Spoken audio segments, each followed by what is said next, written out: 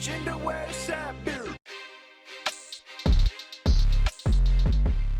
guys, we're back with another installment of, I guess we're calling it Keeping Up with the Targaryens. Yeah.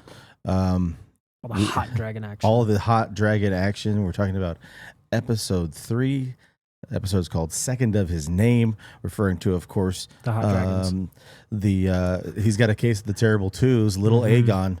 They're on their way to Coachella or Burning Man or something like that. Dragonchella.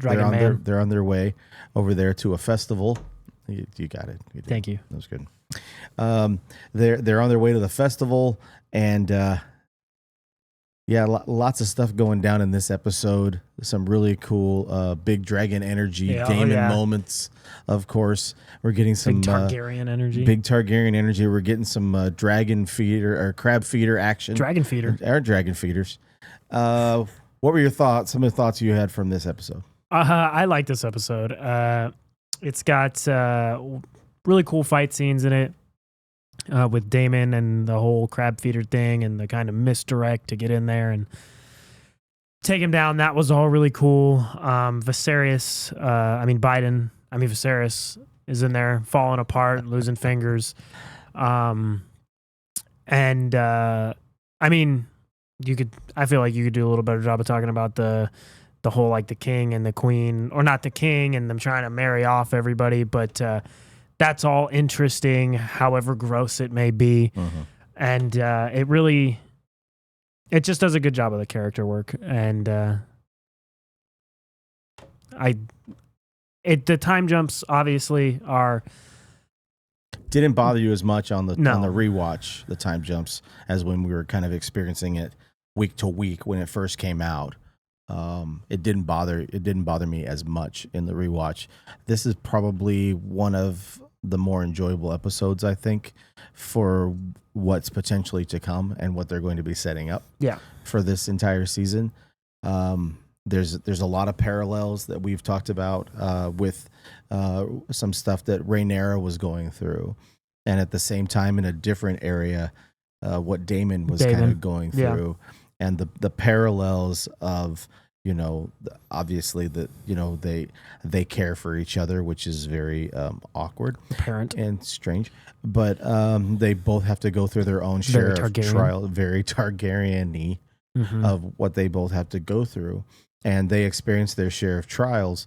There is that novel that is based within this world of House of the Dragon called Fire and Blood. House of the Dragon. House of the Dragons? Did I say the House of the? I don't know. House of the Dragon. When it's called Fire and Blood, and it's sort of like an account of outsiders that don't really have all the stories of, like, first person. It's sort of like they're observing what's taking place, like an overview. It's like a 170 page or 180 page book. Like that's short for a George R.R. Martin type of thing, or anything that's based within this world. But they both go through their share of trials. There's obviously the campfire that Rhaenyra experiences. She's got with Cole. I thought you were going to say Kirsten Dunst. I was like, not with Kirsten Dunst. Whoa! Tell me how you really feel about Kirsten Dunst. I love her. Sorry. Wow. Hot dragon action. Hot dragon action. Hot Kirsten But she's at the campfire action. and she kills the wild boar, and then she's basically covered in blood when she comes back to their little festival, Coachella Burning Man thing. I like how you got them all in there, yeah. And then Daemon is experiencing something similar to where he's going, full, rookie level against these guys in his game, just kind of like wiping out putting all his sliders to max. Yeah, he's maxed everybody. He's at 99 attributes, is right across the board, just kind of like wiping out the crab feeder army. And he's kind of placed in this position because Viserys isn't giving him any help. And it's Viserys is like, well, he's put himself in this position. You guys help him, but I'm not gonna support him, and he's got to figure it out on his own. And Daemon very much does do that. So I thought that was kind of an empowering episode for Matt Smith and for Daemon as the character. Yeah, I think he's probably the most entertaining part of the show. In an all around good show. Mm-hmm. It's not a slide on the rest of the show. He is just the most entertaining part. I do think that the time jumps and him remaining the same age were jarring on a first watch. Like you said, not so much on a second watch. But what happens is, like at the beginning, I think of the next episode, he does a really brutal thing to the chick outside on the horse and falls back, and the girl just snaps her back underneath the weight of the horse. And I think the horse dies, or Damon like kills it or something while it's on top of her. But and you're like, wait, so where are we? Who is this? Should I know who this is? What's going on? And it's good because it's entertaining to watch Damon just be a horrible person. It's nice to watch a horrible person be a horrible person when it's not real, you know? But I do think upon the rewatch, you settle into it more. You know where you are time-wise. You're not scrambling to kind of be like, wait, whoa. Did I forget something from the last episode? What happened? And that might be my like ADHD brain not being able to follow. But again, it's definitely not as bad on a rewatch. But the things that, as entertaining as Damon is, and the whole interpersonal stuff with the Targaryens and the brothers across the sea and all those people, the dragons is what keeps me coming back, because you have, the only thing I know is that there's the dragon war that takes place, I would assume the final season of this show or the second to last season of the show will be that. Because that's kind of what... Interested in seeing how many seasons we're going to actually get. Yeah, I think that depends on how good the show does, which seems like, from what I'm hearing about season 2, is very good. Yeah. But I'm excited to see, obviously, all the Game of Thrones, if you will, play out with the Targaryens and crew and the High Towers and so on and so forth. But I'm really excited to see the dragon stuff and to see what, like, there's Balerion and Sea Smoke and... Caraxes, and they're just all super cool and fun to watch, and that's the hook to the show, right?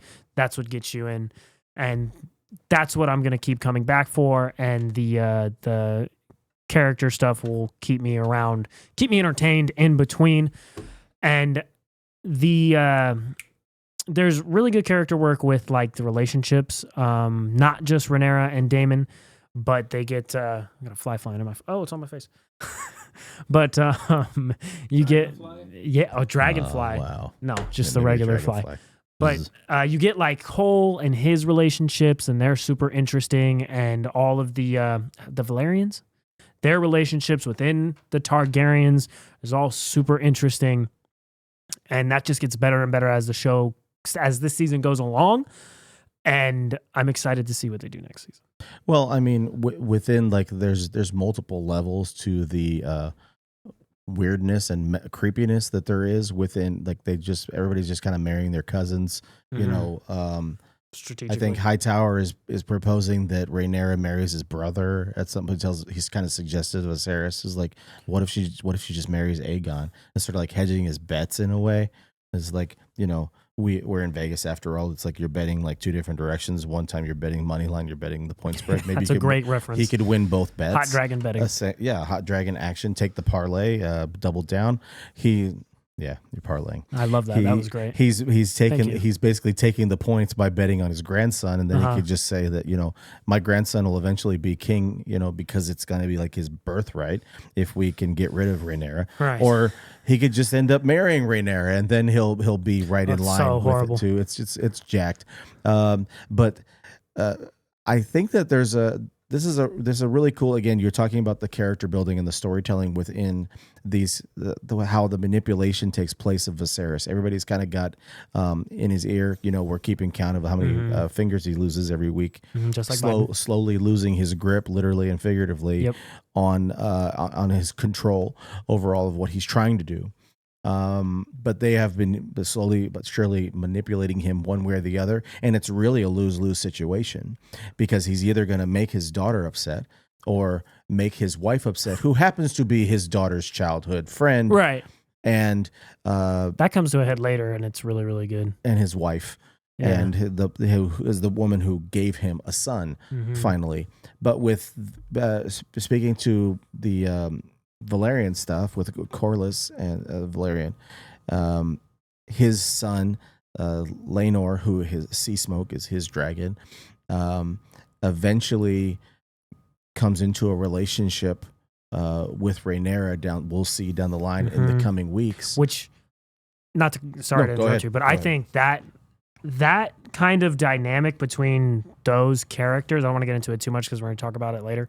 But that dynamic with Cole and the Valerians and Rhaenyra and the one outside dude and the running away and all this, that whole, and Cole like taking issue with like he had made a mistake and he wants to like make himself feel better about it, so he's not going to lie anymore. Just that whole dynamic I thought was great.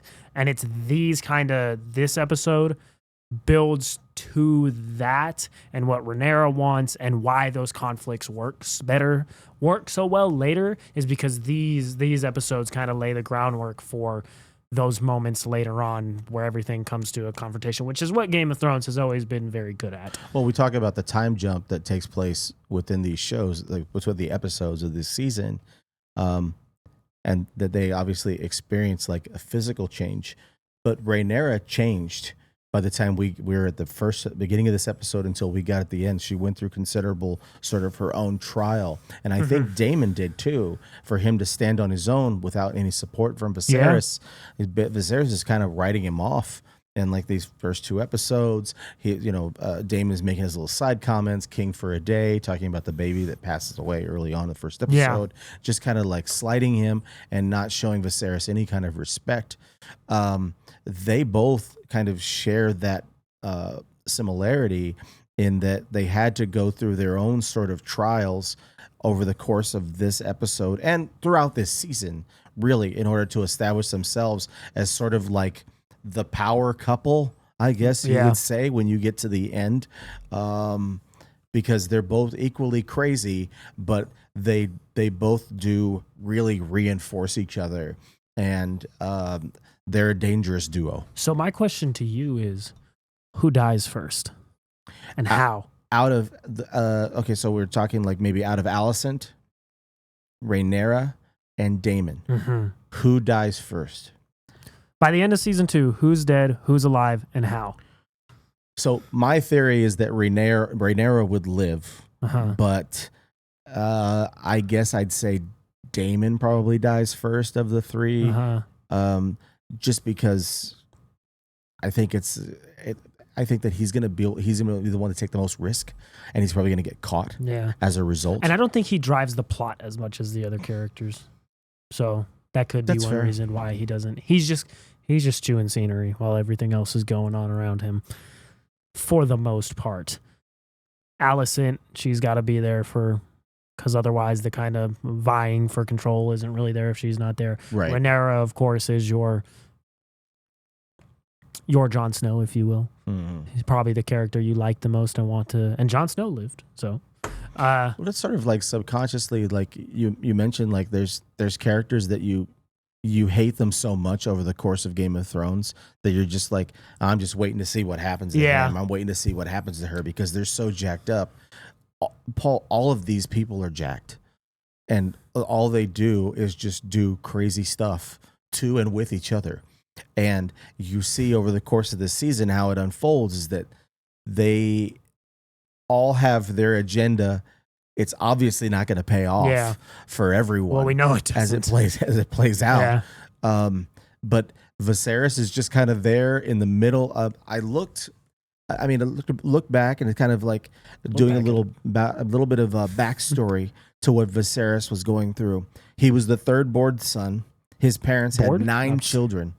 Sorry, I'm giving you crap. He had 2 brothers that passed away early, and the birthright would have been given to his sister, who was the queen that never was, who is Rhaenyra's aunt. Yeah, she's great too. Yeah, she's a really good actress as well. But she can't be given the title because she's a woman. Yeah, and that's kind of like Rhaenyra. And that's built in with Viserys having hesitancy. Because he can't say that Rhaenyra is going to be the heir because then they start to look at him like, are you nuts? But one thing kind of about the time jumps, they're long episodes, so sometimes I catch myself on my phone, especially on the first watch. The time jumps. There was one episode where her name escapes me right now. Her aunt. I'll look it up right now. Keep going. There was one episode where she comes into a scene and is talking to somebody, and I'm like, oh, that's Rhaenyra. Because the time jumps in between episodes. I'm not even joking. I was like, oh, Rhaenyra's extra old now, and Matt Smith is still Matt Smith. And I was like, and then I eventually realized, oh, no, that's not Rhaenyra. But that's what the time jumps did to me on the first watch. They had my brain all over the place as far as like where Rhaenyra was and where the time was as far as everything else around it and what's going on. Is her name Rhaena? Oh, maybe. Like I don't know. I honestly because it throws me off too. Is that because she's like older, but she's still considered like a princess or something? I mean, that's why they call her a princess, I think. And I'm like, wait, is that Rhaenyra? Yeah. Yeah. Yeah. That threw me off. Who knows? But yeah, she's Kamala Harris. All right. I like her considerably more than I like Kamala Harris. Fair. Yeah. But the cast is great. I think that them building the characters. I mean, we're talking about this may have been the episode that got Matt Smith the nomination. Yeah. For the award that he got during the first season. This might have been it. There is a 12 to 14 minute segment, and I'd recommend anybody to watch House of the Dragon. If you're not going to watch it for anything else, just watch for this segment. There's no dialogue, and it's just Matt Smith on screen just being a lunatic and just dude, he says so much without saying a word. Yeah, he's a phenomenal actor. Oh, he's great. Matt Smith is. He really almost single-handedly saved Morbius. He did. Yeah. I mean, and he's not aging, so he may really be a vampire. Yeah, he might be. Same character. He's the same character as he was in Morbius. But I don't know if you said or not. Who do you think is the first character to get killed? To get killed? I think Rhaenyra is going to be the first character to get killed. Rhaenys is the sister of Viserys. Princess Rhaenys. The aunt is Rhaenys. Yes, Aunt Rhaenys. Thank you. Auntie. Not Ray Auntie. Not Ray Auntie. It's been a long day. Sorry. It's okay. But no, I think almost said Allison. I think that Rhaenyra will die first because it's the most wait, what just happened thing that they could possibly do. Like when the episode ends, you mean? Yeah, I think for this first season. Yeah, I think she'll be one of the first characters that go, and it'll be crazy. It'll be like the red wedding or whatever it's called from the Star thing. It was like, whoa, what's happening? I can't believe they did this. And then Alicent might become our new point of view character. I think Daemon lives, and here's why I think Daemon lives, because he is the hook for a lot of people, and he's super interesting. And if Daemon dies, I don't think it's that shocking, and I don't think it's that satisfying. And he's like either. he's kind of like the anti-hero at this point. Is it like you don't really like him because he's like a creepy uncle that's trying to marry his niece, but in the same sense, he's a badass, and he's legit, and he has like something to prove, to other people too, because Viserys is kind of writing him off and everything. I think that this episode is really important to what's going to happen for the rest of the season. And it really kind of sets them both. I'm talking about Rhaenyra and Daemon both. Yeah. It sets them both in a trajectory to where they're kind of establishing the people that they're going to become over the course of this season. And again, we're talking about the namesake day, that it's some sort of like royal symbol, that this is the name day for Aegon, that they go out and they hunt and they catch this white stag, okay? And that Rhaenyra sees it, but lets it live. She's not trying to attack it. She doesn't try to kill it. I think that they do hunt and they do catch a bunch of other animals. They catch other deer or elk or something like that, but they don't actually catch the white stag. And I think that that's kind of symbolic. It's like that Viserys maybe starts to have a little bit of doubt. Maybe I shouldn't make Aegon my namesake. Maybe I shouldn't give him the title or make him the heir. I shouldn't be listening to everybody. Everybody's in his ear. He just wants to play Legos. He's counting his fingers. He's losing fingers. There's all kinds of issues. But let's get back to the dragon energy. Sea Smoke. He's like F-16 fighter flying in and out of there. He's like a MiG fighter, deal. He's got his guys in there. I don't know what that was. That's but he's your F-16 fighter. Yeah, he's like precise. Caraxes doesn't care. He's just gonna, like Godzilla, just stomping the whole city down to rubble. But Sea Smoke is very precise, and I like the fact that we get to see the different characteristics of these dragons. And I know that's going to be a slow burn, literally, where we see the dragons over the course of these seasons and episodes, where they're not going to show us all of the dragons, but I think this coming up season 2, we're going to be getting more hot dragon action. Yeah. Energy. Than we have in the Big past. dragon energy. For sure. Yeah. That's what I want to see, honestly. And I know that's probably like, of all the stuff, like people who really love this show are like, really, you just want to watch it for the dragons. Not just, but that's why I'm watching it. So I can watch dragons fly around and go to war while people are on top of them that I probably most likely hate. So I won't care when they die, because that's the name of the game in Game of Thrones. But yeah, and I'm super interested to see who gets what dragon. And there's like later in this season, there's like, they're stealing dragons. They're GTD, Grand Theft Dragon. They got that going on. So I'm really excited to see. There is some Grand Theft Dragon later on. And wow, you thought I was talking crazy. But I'm really excited to... Just usually. No, just always, especially right now. Yeah. But yeah, I am enjoying this even more on a rewatch than I did the first time. Yeah, it's a little easier for you. I mean, I think I've told you this before. For the original Game of Thrones series, it took me like 3 times to get into it. And I watched the first season, and I was like, I don't understand. I don't really care. You watched it 3 times? And then I watched the first season again, and I got halfway through the second season, and then I quit watching it. God bless you. And then I had some friend, actually Phil, I would watch like the first 3 seasons, and I was watching it for the 3rd time, and he says, he goes, "Oh, you like it?" I said, "I don't know, man. I think maybe it's just not my thing. I don't know." Too much incest. He goes, "Just watch it to this point." He goes, "And if you don't like it, then just bail. Don't bother with it."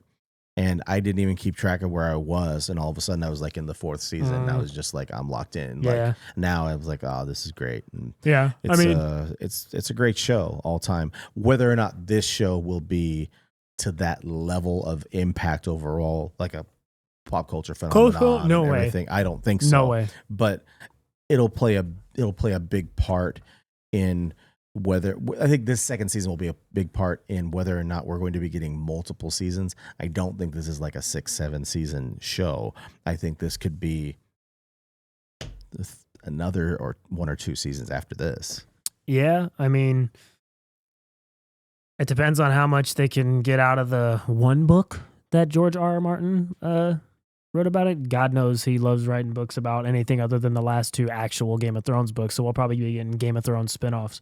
We'll be getting Game of Thrones spinoffs long after George R.R. Martin is dead. That's fair. Yeah. This is not. This is the second in what will be a gazillion Game of Thrones things. I'm sure they're already talking about other stuff. I know they talked about the show with Jon Snow and his Night Posse. And just, we're going to get this forever. It's 20 years from now, Game of Thrones will be like Star Wars, where half of the people hate it, half the people love it, and everyone else in the world is annoyed to listen to somebody talk about it. Sure. But I think that the thing about Game of Thrones for me was that it seemed like there was a show that everybody kind of bonded over. Yeah. There's like, there's people who are like in on like just the thing we talk about all the time is the Marvel movies, right? There's a lot of people who love watching all the Marvel movies. They coincided with each other too, Game of Thrones. But they don't always care about the shows. No. They're kind of like, oh, I'm not watching that. I'll just watch the next whatever when it comes out. I won't watch that show. Thing. Do you think they ever make a Game of Thrones movie? Maybe I Jon thought Snow they would and his have. Night Posse? Yeah, in the insane Night Watch Posse. Yep. Maybe that's possible. I mean, HBO certainly could make that move, but Make that move. Time will tell. Yeah, yeah. Uh-huh. I think that the show is great on a rewatch. I'm excited to talk about future episodes with you. I am too. There's more stuff I feel like I personally am excited to talk about in the later episodes. Yeah, I think that we'll be doing some deeper dives. We don't have too many time jumps, for over the course of the season. I think we have like one more, maybe there's 2. I don't remember. I think there were like I think there's 2 because this is episode 3. This is episode. I think episode 5 is when the 3. time jumps in. It's episode 3. The next episode there isn't a time jump, and then episode 5 there is. Oh, okay, yeah. I think, and then we get 8, 7, 8, 9, 10 are 8, all 7, 9? 8, 7, 9, 8, 9, and 10 are all in the same kind of like Yeah. a couple weeks span. Yep. Hopefully, yeah. Maybe. Yeah. What do you mean? Hopefully. Oh, I've already seen it. Yeah. On that note. Oh yeah, I already watched it. But on that note, guys, we are live every Thursday on the YouTubes talking about all things nerds and dragons. Check it out for all our hot dragon action. Hot dragon action. We'll be talking about the Keeping Kardashians. Keeping up with the Targaryens. We'll be keeping up. We'll be keeping up with Targaryens. Yes, sir. Who's Chloe? Chloe is probably. Oh no. Yeah, go ahead. Sorry. No, it's, well, I was gonna say now, Caitlyn Jenner is probably Viserys. Okay. That's great. So who does that make? Allison, the mom. What's her name? Kris Jenner is Allison Hightower. Yeah. Okay. And is Rhaenyra Kim? Yeah, that'd be fair. Yeah. Okay. Yeah, that would work. This is what we should have just done the whole time. Make Kardashian just comparisons. Tying in. Which one is Scott cast. Discus? Discus? I know Quantin just correct me. Dude, he's a throwaway. That's like he's like he's one of he's a throwaway. Oh yeah, nice. So he's like one the of girl that dies on the horse. Whose horse is that? Yeah. Maybe. That's great. I was trying to think of other characters now. Lamar Odom. Lamar Odom is a great character in House of the Dragon. I love it in that part when he punches the dragon. He punches Sea Smoke in the jaw and eats all of his candy. Sea Smoke, bro. I can't wait to see more dragon energy and more dragon fighting and dragon kissing over the course of this. Wait a minute. What? Yeah, it's gonna be fun. GTD, Grand Theft Dragon. Yes, Grand Theft Dragon. That was pretty great. Yeah. You're welcome. But yeah, I'm excited to watch this show going forward. Talk about these shows, and season 2, for everything we've heard, is good early on. So I'm excited to watch that as well once it starts. I agree. But yeah, we'll be live every Thursday at 6 p.m. Pacific on the YouTubes. You can check us on all the socials. You can find us on Feet Finder, Grindr, Tinder, all that stuff. Bumble, Twitter, Instagram. Now we're going to the actual things you can find us the at. actual stuff. Yeah. X, Instagram. Don't ever call it X again. The tubes. Elon Musk be damned. Oh, sorry. X Twitter. X Twitter. YouTubes. Tweeters. At Into the West Comics on all of them except Right. Twitter, which is at @into_comics. Yeah. Leave a comment, like, subscribe. Tell us which character you think it correlates to which Kardashian. We'd love to hear that. Yeah, do it now. Yeah. Guys, have a great breakfast or lunch or dinner. Whenever you're watching this. Have a good whatever. We appreciate you. And take care. Mm-hmm. Good night. Or not. Or not.